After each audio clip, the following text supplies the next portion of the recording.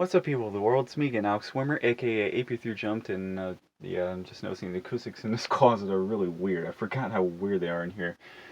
But anyway, welcome to another My Little Pony Friendship is Magic review. Today I'm reviewing the Season 9 episode, Between Dark and Dawn. Now, I'm pretty sure this is the mid-season finale, because ever since My Little Pony started airing its seasons year-round in 2015, then that's actually when they've actually had mid-season finales since they started doing that. So I'm pretty sure they're doing it again this year. Maybe, I don't know. Don't quote me on that. We'll just have to see next week. So yeah, this episode, it's very interesting. It's kind of weird and kind of it's pretty random, but there's a lot of interesting stuff going on. Well, it's mainly about Princess Celestia and Princess Luna, and sort of it focuses on, well, there's a lot of things revolving around them. It's This sort of acts as what they're doing in this episode. It's like a preview for what they want to do for retirement, and they because at the beginning of the episode they help save the main six and Spike from a giant turtle, what looks like a tortocross, honestly. And did I say tortocross? I meant Torterra. You know, that giant Pokemon, that giant tortoise with basically trees and hills and bushes on its shell. They can also grow really giant too, much like this creature did. It's basically what it is. So that even in season 9, we're seeing brand new creatures, and this is a cool new creature to see, even if it's strangely familiar. Anyway, Celestia and Luna saved the gang from the main six and Spike from this thing. And what's really funny, Rainbow Dash says, after all the times that we've needed help, how come they've waited till now to help us? And she basically says they wait to help us with this. And Twilight said, I was thinking the same thing. And yes, all of us were thinking the same thing, because throughout every major crisis in Equestria, Celestia and Luna have always mostly been absent, and everyone, and even within the show itself, even within the show's universe, has wondered why in the hell haven't they helped out in the past. And yeah, it's a little irksome to think about, but and kind of funny, admittedly. But anyway, so after that, that's when Princess Luna and Celestia decide they want to tour Equestria and do a jumpstart on their retirement, and they task the main six and Spike to help out with this swan ceremony thing. I don't even remember what it's called, to be honest with you. Even after I just watched it, so yeah, that backfires as Celestia and Luna are off doing their thing. And the main six of them are trying to do this swan celebration thing, and turns out that they actually need the help from this committee or whatever, because that's actually what Princess Celestia do to gather the swan thing. I don't know, it's kind of weird and ridiculous. But yeah, the main six have no problems recruiting people, and the Pinkie Pie even recruits the giant Torterra lookalike too to help out with that. And so yeah, back to Celestia and Luna, who are I guess sort of like they're the plot A, and the main six are the plot B. So Celestia and Luna, they're off touring Equestria, and at one point through the beginning of their song, we see all kinds of cameos with a bunch of different characters. We have Flim Flam, Discord, and his blob friend from Make friends but keep Discord. I don't even remember his name, but Dr. Blue. I have no idea. And yeah, that's a cool little scene. And correct me if I'm wrong, but this might be the first time we have a song featuring Celestia and Luna only together. Maybe. I don't know, but this show's been on a really long time, so there's a chance that that has happened. They've sung separately with other characters in the past, but Celestia had her own beautiful song for the season 3 finale. But I'm going off topic. But yeah, at one at like later on throughout their little journey, they start to grow annoyed by each other because they start to do things that the other does not want to do. And then that sort of leads into tension. Then that leads to a fight, and then after that, that leads to them realizing that they're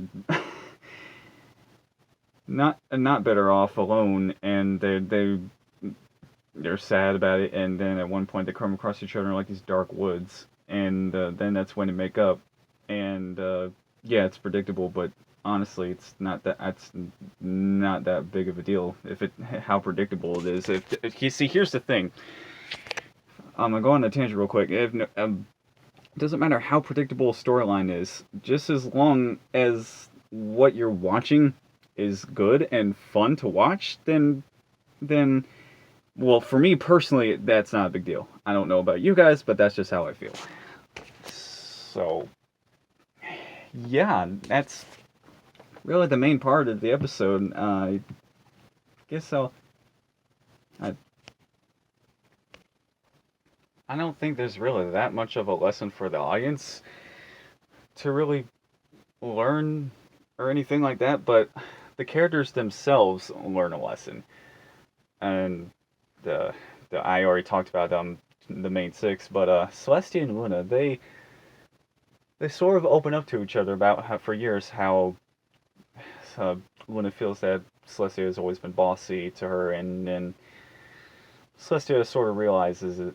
Yeah, it's a tongue twister. Celestia, she sort of realizes that, and and then Celestia says to Luna, "I won't trade you for any of my favorite activities." And Luna says, "Not even for ziplining." And Celestia's like, not even for ziplining," because that was like her favorite activity. And so yeah, that's a really sweet and somber moment. And I mean, sure, we've seen this sort of stuff in the series before, but I love this sort of stuff. Um, ever since The Loud House has made me fully realize how much I love sibling interactions. I absolutely love them, and not only in The Loud House, obviously, but in My Little Pony too, as well. And you know, the more the merrier. And Celestia and Luna having yet another tender moment for the first time in a long time, I feel like, together is really nice and sweet to see. So I welcome that sort of stuff whenever it can happen. And since this is the final season, leaving no stones unturned, then yeah, it's one of the things you've got to do. So yeah, I've sort of talked about the main story. Let me talk about all the random fun parts that I loved. Now, Celestia and Luna's journey, like traveling Equestria and whatnot, and the fact that they're both so giddy. They've never been this giddy before, and this is the first time they've truly started to, let loose and express themselves. And Celestia has shown this side of her partially in the past, but that was always sort of rare to see her be like super excitable and carefree, basically. And in this episode, we get to see that. Uh, we get to see her and her sister be like that to their full effect. And honestly, I've wanted to see something like this like years ago, but the fact that finally happened at all, it's really assuring. And I loved absolutely every second of it. I loved how I loved how excitable they were, how, especially how carefree they were. I particularly Celestia, because we've we've seen that more from her than her sister, and the facial expressions. There's just there's just one funny facial expression after another, like constantly throughout throughout the times that they are happy and eccentric, pretty much. And like I said, the part with the zip line, that's Celestia's favorite activity, and the part where she goes zip line,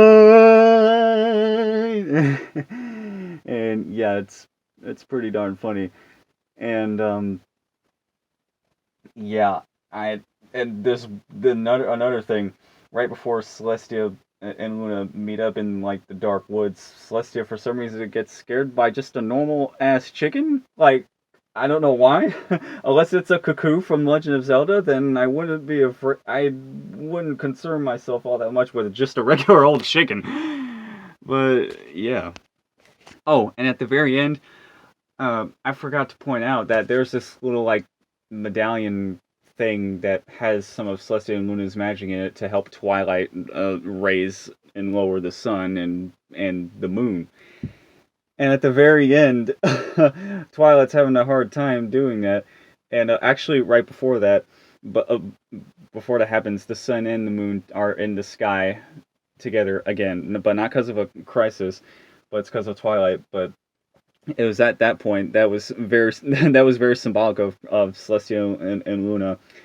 And I think one of them one of them says the same thing I said about the both the sun and moon are in the sky together. And the other sister says, "That sounds familiar, doesn't it?" And then they put their cue marks together. And yeah, it's a really cool and symbolic moment. And it's nice that the sisters themselves acknowledge that as well. And then right after that, Twilight's having a hard time trying to raise and lower the sun and the moon, and then they go on all these zigzaggy patterns, and then they sort of ping pong across the damn sky and shit. And then Spike comes in and says something, I don't remember what he said, but it was funny. And that part was funny. And then the episode ends with Celestia and Luna flying to Canterlot Castle to help Twilight off screen, of course. And right before they do that, the episode ends. And yeah, this episode, it was, I didn't think it was my favorite upon watching it, but after talking about it myself and after watching Dr. Wolf's review for it, I've grown to really like it after watching it. And normally that requires a second watching or multiple watchings of something more for me to like it even more usually. But that's not exactly what happened this time. So at first it was my favorite, but after doing all this and talking about it, I've sort of changed my mind, and I say that this was a really strong episode. For not just for the season, but just a strong one overall. And if this is the mid-season finale, then it's a good mid-season finale. If that's actually what's happening again, we'll just have to wait and see. I don't exactly know that for a fact. But yeah, if you liked this video, then don't forget to subscribe. And if you liked the episode, let me know. Yeah, I keep all these damn tongue twisters are fucking me up this time. And if you liked the episode, let me know what you thought of it in the comments section below. And like the video if you liked it, and hit the bell to be notified of future videos I make. And that's it for now. Also, stay tuned for GLaDOS episode reviews. I'm behind on those, but I'm behind on them for a reason. And that is to make room for the 600th video, actually. Yeah, the 6th. Oh, I thought my phone did. Sorry, I didn't mean to do that. Thought my phone ran out of space again.